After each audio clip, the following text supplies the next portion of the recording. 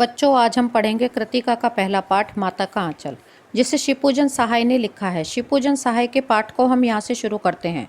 वो अपने बचपन की इस मौज मस्ती को इन पंक्तियों के द्वारा दर्शा रहे हैं।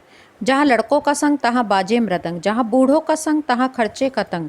यानी जो भोलापन बालकों और मौज मस्ती बचपन में होती है, वो बुढ़ापे में कहाँ होती है। बुढ़ापे में तो जिम्मेदारी और फिक्र होती है। लेखक पाठ की शुरुआत करते हुए अपने और अपने पिता की दिनचर्या के बारे में बताते हैं। वो अपनी माता से ज़्यादा पिता के करीब थे। वो आगे क्या बता रहे हैं? हमारे पिता तड़के उठकर निमट नहाकर पूजा करने बैठ जाते थे। तड़के यानी कि बहुत सवेरा। उनके पिताजी सवेरे उठकर निमट नहाकर पूजा करने बैठ जाते थे। हम बचपन से ही उनके अंग लग गए थे, यानी कि अपने पिता के हम बहुत नज़दीक थे। माता से केवल दूध पीने तक का ही नाता था, इसलिए पिता के साथ हम भी बाहर की बैठक में सोया करते। वे अपने साथ ही हमें उठाते, साथ ही नहला धुलाकर पूजा पर बिठा लेते। हम भभूत का तिलक लगा देने के लिए उनको दिक करने लगते, यानी कि बहुत परेशान करते थे जब वो हमारे तिलक लगाते थे। कुछ हंसकर, कुछ झुंझलाकर और कुछ डांटकर वह हमारे चौड़ा लिलार किसे कहा गया है? माथे को, ललाट को, में 3 रेखाओं वाला त्रिपुंड का तिलक लगा देते थे। हमारे लिलार में भभूत खूब खिलती थी। सिर में लंबी लंबी जटाएं थी। भभूत रमाने से हम खासे बम भोला बन जाते थे। पिताजी हमें बड़े प्यार से भोलानाथ कहकर पुकारा करते, पर असल में हमारा नाम तारकेश्वर नाथ था। हम भी उनको बाबूजी कहकर पुकारा करते और माता को मैया। जब बाबूजी रामायण का पाठ करते तब हम उनकी बगल में बैठे बैठे आईने में अपना मुंह निहारा करते थे। जब वे हमारी ओर देखते तब हम कुछ लजाकर, शर्माकर और मुस्कुराकर आईना नीचे रख देते। वह भी मुस्कुरा पड़ते थे। पूजा पाठ कर चुकने के बाद वह राम राम लिखने लगते। अपनी एक रामनामा बही पर 1000 राम नाम लिखकर वह उसे पाठ करने की पोथी के साथ बांधकर रख देते और फिर 500 बार कागज के छोटे छोटे टुकड़ों पर राम नाम लिखकर आटे की गोलियों में लपेटते और उन गोलियों को लेकर गंगा जी की ओर चल पड़ते थे। उस समय भी हम उनके कंधे पर विराजमान रहते थे। जब वह गंगा में एक एक आटे की गोलियां फेंककर मछलियों को खिलाने लगते तब हम भी उनके कंधे पर बैठे बैठे हंसा करते थे। जब वह मछलियों को चारा देकर घर की ओर लौटने लगते तब बीच रास्ते में झुके हुए पेड़ों पर वो हमको झूला झुलाया करते थे। अब बच्चों, इससे आपको पता चल गया होगा कि उनमें दोनों में आपस में कितना प्यार था। कभी कभी बाबूजी हमसे कुश्ती भी लड़ते। वे शिथिल होकर हमारे बल को बढ़ावा देते और हम उनको पछाड़ देते। वो क्या करते? जानबूझकर हमसे हार जाते थे। यह उतान पड़ जाते। उतान पीठ के बल लेट जाना। वो पीठ के बल लेट जाते और हम उनकी छाती पर चढ़ जाते। जब हम उनकी लंबी लंबी मूछें उखाड़ने लगते तब वे हंसते हंसते हमारे हाथों को मूछों से छुड़ाकर उन्हें चूम लेते थे। फिर जब हमसे खट्टा और मीठा चूमा मांगते तब हम बारी बारी अपना बायां और दाहिना गाल उनके मुंह की ओर फेर देते थे।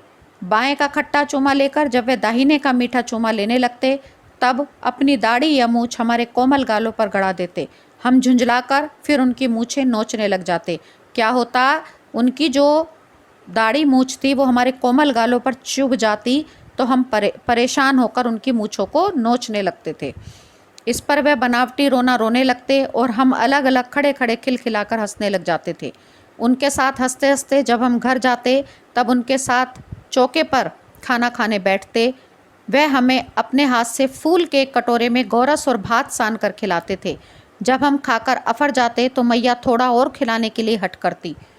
वह बाबूजी से कहने लगती, आप तो 4-4 दाने के कोर बच्चे के मुंह में देते जाते हैं। इससे वह थोड़ा खाने पर समझ लेता है कि हम बहुत खा गए हैं। आप खिलाने का ढंग नहीं जानते। बच्चे को भर मुंह कौर खिलाना चाहिए। जब खाएगा बड़े बड़े कौर तब पाएगा दुनिया में ठौर। उनकी माताजी क्या कहती हैं कि जब ये बड़े बड़े कौर खाएगा तभी तो दुनिया में अपना स्थान बना पाएगा। देखिए, मैं खिलाती हूँ। मर्दुए क्या जाने बच्चों को कैसा खिलाना चाहिए। क्या कहती हैं उनकी माताजी कि मर्दों को, आदमी लोगों को क्या पता कि बच्चों को कैसे खाना खिलाना चाहिए। और महतारी के हाथ से खाने पर बच्चों का पेट भरता है, अर्थात माँ के हाथ से खिलाने पर ही बच्चों का पेट भरता है। यह कहकर वह थाली में दही भात सांती और अलग अलग तोता, मैना, कबूतर, हंस, मोर आदि के बनावटी नाम से कोर बनाकर यह कहते हुए खिलाती कि जल्दी खा लो नहीं तो ये उड़ जाएंगे। उनकी माता क्या करती, पक्षियों के नाम ले लेकर उनके नाम के कौर उनको खिलाती थी कि ये मैना के नाम का, ये कबूतर के नाम का, ये हंस के नाम का, ऐसे बनावटी नाम से कौर बनाकर उनको खिलाती थी और कहती थी अगर तुम ये नहीं खाओगे तो ये सब उड़ जाएंगे। पर हम उन्हें इतनी जल्दी उड़ा जाते कि उड़ने का मौका ही नहीं मिलता। कब बाबूजी कहने लगते, अच्छा अब तुम राजा हो, जाओ खेलो। बस हम उठकर उछलने कूदने लगते, फिर रस्सी में बंधा हुआ काठ का घोड़ा लेकर नंग धड़ंग बाहर की गली में निकल जाते थे। जब कभी मैया हमें अचानक पकड़ पाती तब हमारे लाख चटपटाने पर भी एक चुल्लू कड़वा तेल हमारे सिर पर डाल देती थी। कड़वा तेल किसे कहा गया है? सरसों का तेल। हम रोने लगते और बाबूजी उस पर बिगड़ खड़े होते, क्योंकि बाबूजी को तो हमारा रोना बिल्कुल भी पसंद नहीं था। पर वह हमारे सिर में तेल बोत कर हमें उबट कर ही छोड़ती थी। हमारी माता क्या करती थी, तेल को, जो मालिश के लिए तेल लाती थी, उसको सारा हमारे सिर में डालकर उसे खूब अच्छे से सुखाकर उसके बाद ही हमें छोड़ती थी। फिर हमारी नाभि और लिलार में काजल की बिंदी लगाकर चोटी गूंथती और उसमें फूलदार लट्टू बांधकर रंगीन कुर्ता टोपी पहना देती थी। हम खासे कन्हैया बनकर बाबूजी की गोद में सिसकते सिसकते बाहर आते थे। माता जब हमारी काजल की बिंदी लगाकर हमें रंगीन कुर्ता और टोपी पहना देती थी तो हम कैसे लगते थे, जैसे कन्हैया बन गए हों। और बाबूजी की गोद में हम खूब रोते रोते बाहर आते थे। बाहर आते ही हमारी बाट जोहने वाला बालकों का एक झुंड मिल जाता था। बालकों का एक झुंड मिलता था जो कि उनकी राह तकता था, लेखक की राह तकता था। वो सब बालकों का झुंड उन्हें मिल जाता था। हम उन खेल के साथियों को देखते ही रोना भूलकर बाबूजी की गोद से उतर पड़ते और अपने हमजोलियों के दल में मिलकर तमाशे करने लग जाते थे। तमाशे भी ऐसे वैसे नहीं, तरह तरह के नाटक। चबूतरे का एक कोना ही नाटक घर बनता था। बाबूजी जिस छोटी चौकी पर बैठकर नहाते थे वही रंगमंच बनती। उसी पर सरकंटे के खंभों पर कागज का चंदोआ तान कर, चंदोआ किसे कहा है? छोटा शामियाना यानी कि टेंट, मिठाइयों की दुकान लगाई जाती। तुमने देखा होगा कि आज भी दिवाली पर जितने भी मिठाई वाले होते हैं अपने दुकान के आगे क्या लगा लेते हैं? टेंट। देखा होगा तुमने। तो उसे यहाँ चंदोआ कहा गया, यानी कि छोटा शामियाना। तो वो इस तरह अपने खेल में छोटा शामियाना लगा लेते थे। उसमें चिलम के खोंचों पर कपड़े के थालों में ढेले के लड्डू, पत्तों की पूरी कचौरी, गीली मिट्टी की जलेबियाँ, फूटे घड़े के टुकड़ों के बताशे आदि मिठाइयाँ सजाई जाती। ठीकरों के बटखरे और जस्ते के छोटे छोटे टुकड़ों के पैसे बनते। हमें लोग खरीदार और हमें लोग दुकानदार बनते। क्या होता? वो बच्चे आपस में ही खरीदार बनते, खुद ही दुकानदार बनते थे। बाबूजी भी 2-4 गोरखपुरिये पैसे खरीद लेते थे। थोड़ी देर में मिठाई की दुकान बढ़ाकर हम लोग घरौंदा बनाते थे। धूल के मेड़ दीवार बनती और तिनकों का छप्पर, दातून के खंबे, दिया सलाई की पेटियों के किवाड़, घड़े के मुहड़े की चूल्हा चक्की, दिए की कढ़ाई और बाबूजी की पूजा वाली आचमनी कलछी बनती थी। पानी के घी, धूल के पिसान और बालू की चीनी से हम लोग ज्योनार तैयार करते थे। ज्योनार किसे कहा गया है? दावत को, दावत करना। हम लोग ही ज्योनार करते और हम लोग ही ज्योनार बैठती थी। तो हम लोग क्या करते थे? हम ही दावत करते थे और हम ही दावत खाने वाले बनकर बैठ जाते थे। जब पंगत बैठ जाती तब बाबूजी भी धीरे से आकर पाँत के अंत में जीमने के लिए बैठ जाते थे। उनको बैठते देखकर हम लोग हंसकर और घरौंदा बिगाड़कर भाग जाते। वह भी हंसते हंसते लोटपोट हो जाते और कहने लगते, फिर कब भोज होगा भोलानाथ। बारात का भी जुलूस निकालते थे। कनस्तर का तंबूरा बजता, अमोले को घिसकर शहनाई बनाई जाती। अमोला किसे कहा गया है? आम का उगता हुआ पौधा, उसको घिसकर उसकी शहनाई बजाई जाती। टूटी चूहेदानी की पालकी बनती। हम समधी बनकर बकरे पर चढ़ लेते और चबूतरे के एक कोने से चलकर बारात दूसरे कोने में जाकर दरवाजे लगती थी। वहाँ काठ की पटरियों से घिरे, गोबर से लिपे, आम और केले की टहनियों से सजाए हुए छोटे आंगन में कुल्हिए का कलसा रखा रहता था। वहीं पहुंचकर बारात फिर लौट आती थी। लौटने के समय खटोली पर लाल ओहार, ओहार किसे कहा गया है? पर्दे के लिए डाला हुआ कपड़ा, ओहार डालकर उसमें दुल्हन को चढ़ा लिया जाता था। लौट आने पर बाबूजी ज्यों ही ओहार उघारकर दुल्हन का मुख निखरने लगते त्यों ही हम लोग हंसकर भाग जाते।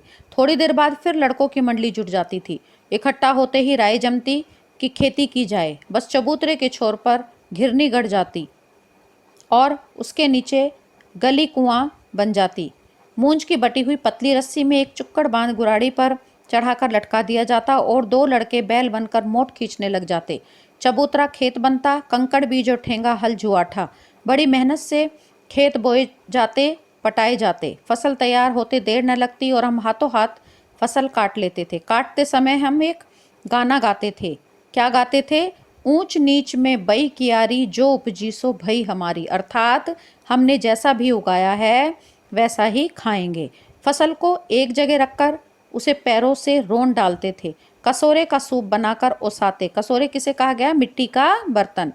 ओसाते और मिट्टी की दिए की तराजू पर तोलकर राशि तैयार कर देते थे। इसी बीच बाबूजी आकर पूछ बैठते, इस साल की खेती कैसी रही भोलानाथ? बस फिर क्या, हम लोग ज्यों के त्यों खेत खलियान छोड़कर हंसते हुए भाग जाते थे। कैसी मौज की खेती थी। ऐसे ऐसे नाटक हम लोग बराबर किया करते थे।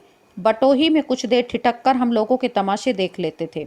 जब कभी हम लोग ददरी के मेले में जाने वाले आदमियों का झुंड देख पाते तब कूद कूद कर चिल्लाने लगते थे, चलो भाई ददरी, सत्तू पिसान की मोटरी। अगर किसी दूल्हे के आगे आगे आती हुई औहारदार पालकी देख पाते तब खूब जोर से चिल्लाने लगते, रहरी में रहरी पुरान रहरी, डोला के कनिया हमार महरी। इसी पर एक बार बूढ़े वर ने हम लोगों को बड़ी दूर तक खदेड़कर ढेलों से मारा था। उस खसूट खबीस की सूरत आज तक हमें याद है। न जाने किस ससुर ने वैसा जमाई ढूंढ निकाला था। वैसा गोढ़ा मुंह आदमी हमने कभी नहीं देखा। आम की फसल में कभी कभी खूब आंधी आती है। आंधी के कुछ दूर निकल जाने पर हम लोग बाग की ओर दौड़ पड़ते थे। वहाँ चुन चुनकर घुले घुले गोपी आम चावते थे। आंधी में जो आम टूट कर नीचे गिर जाते थे उन्हें भोलानाथ और उसके साथी उठाते और खूब चूसते थे। एक दिन की बात है, आंधी आई और पट पड़ गई।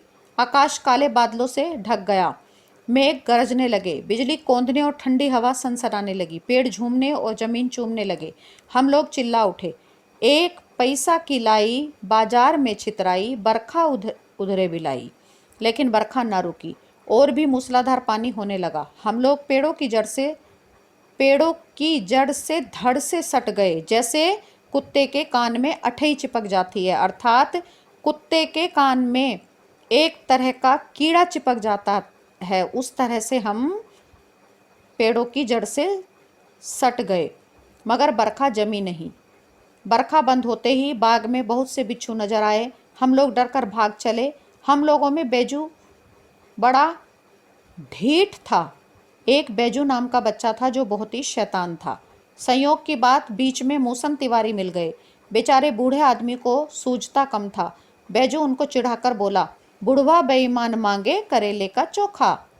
हम लोगों ने भी बैजू के सुर में सुर मिलाकर यही चिल्लाना शुरू किया। मूसन तिवारी ने बेतहाशा खदेड़ा। हम लोग तो बस अपने अपने घर की ओर आंधी हो चले। अब हम लोग न मिल सके तब तिवारी जी सीधे पाठशाला में चले गए। वहाँ से हमको और बैजू को पकड़ लाने के लिए 4 लड़के गिरफ्तारी वारंट लेकर छूटे। इधर ज्यों ही हम लोग घर पहुँचे त्यों ही गुरुजी के सिपाही हम लोगों पर टूट पड़े। बैजू तो 9-2-11 हो गया। हम पकड़े गए। फिर तो गुरुजी ने हमारी खूब खबर ली। बाबूजी ने यह हाल सुना। वे दौड़े हुए पाठशाला में आए। गोद में उठाकर हमें पुचकारने और फुसलाने लगे, पर हम दुलारने से चुप होने वाले लड़के में नहीं थे। रोते रोते उनका कंधा आंसुओं से तर कर दिया। वह गुरुजी की चिरोरी करके हमें घर ले चले। चिरोरी को क्या अर्थात विनती करना, प्रार्थना करना। उन्होंने गुरुजी से रिक्वेस्ट करी कि हम भोलानाथ को घर ले जाएं। रास्ते में फिर हमारे साथी लड़कों का झुंड मिला। वे जोर जोर से नाचते और गाते थे। क्या गाते थे वो? माई पकाई गरर गरर पुआ, हम खाई पुआ न खेलब जुआ। फिर क्या था, हमारा रोना धोना भूल गया। हम हट करके बाबूजी की गोद से उतर पड़े और लड़कों की मंडली में मिलकर लगे वहीं तानसुर अलापने। तब तक सब लड़के सामने वाली मकई के खेत में दौड़ पड़े। उसमें चिड़ियों का झुंड चर रहा था। वे दौड़ दौड़ कर उन्हें पकड़ने लगे, पर एक भी हाथ ना आई। हम खेत से अलग ही खड़े रहे और खड़े होकर वहाँ कुछ गा रहे थे। क्या गा रहे थे? राम जी की चिरई, राम जी का खेत, खा लो चिरई भर भर पेट। हमसे कुछ दूर बाबूजी और हमारे गांव के कई आदमी खड़े होकर तमाशा देख रहे थे और यही कहकर हंसते थे कि चिड़िया की जान जाए लड़कों का खिलौना। सचमुच लड़के और बंदर पराई पीर नहीं समझते। वो क्या कह रहे थे कि लड़के और बंदर दोनों एक जैसे होते हैं। एक टीले पर जाकर हम लोग चूहों के बिल से पानी उलीचने लगे। नीचे से ऊपर पानी फेंकना था। हम सब थक गए। तब तक गणेश जी के चूहे की रक्षा के लिए शिवजी का सांप निकल आया। रोते चिल्लाते हम लोग बेतहाशा भाग चले। कोई औंधा गिरा, कोई अंटा चिट, किसी का सिर फूटा, किसी के दांत टूटे। सभी गिरते पड़ते भागे। हमारी सारी देह लहू लुहान हो गई। पैरों के तलवे कांटों से छलनी हो गए। जो हमारे पैरों के तलवे थे वो उसमें कांटे चुभ गए और वो छलनी हो गए। हम एक सुर से दौड़े हुए आए और घर में घुस गए। उस समय बाबूजी बैठक के ओसारे में बैठकर हुक्का गुड़गुड़ा रहे थे। ओसारा किसे कहा गया है?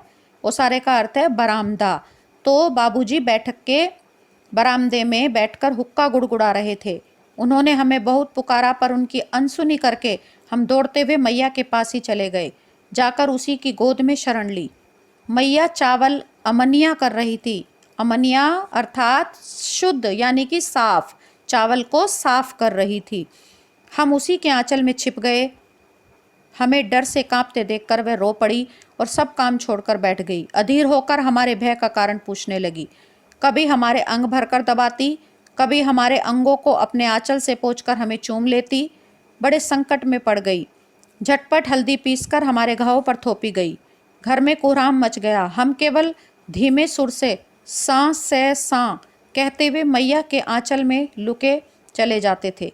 सारा शरीर थरथर कांप रहा था। रोंगटे खड़े हो गए।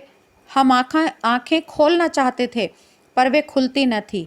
हमारे कांपते हुए होठों को मैया बार बार निहार रोती और बड़े लाड़ से हमें गले लगा लेती थी। इसी समय बाबूजी दौड़े आए। आकर झट हमें मैया की गोद से अपनी गोद में लेने लगे, पर हमने मैया के आंचल की प्रेम और शांति के चंदोवे की छाया न छोड़ी। बच्चों, मैं उम्मीद करती हूँ कि तुम्हें ये पाठ अच्छे से समझ में आ गया होगा।